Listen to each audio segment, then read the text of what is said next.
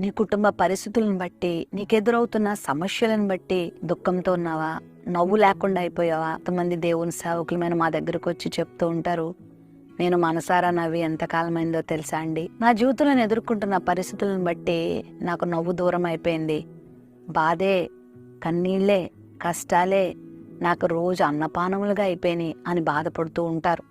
అయితే నమ్మండి, నీ ప్రభు ఎంత గొప్పవాడంటే, నువ్వు అనుభవిస్తున్న ప్రతి కష్టము నుండి, బాధ నుండి, సమస్య నుంచి నిన్ను తప్పించి నీకు నవ్వు కలిగజేసే దేవుడే అన్నాడు. నీ పెదవులకు ప్రహర్షాన్ని ఇచ్చే దేవుడే అన్నాడు.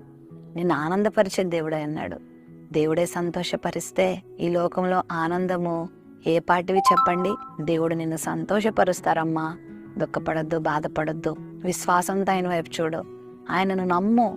ప్రస్తుతం నీకున్నటువంటి ఈ బాధ, ప్రస్తుతం నువ్వు అనుభవిస్తున్న ఈ కష్టం నీతో ఎక్కువ కాలం ఉండదు.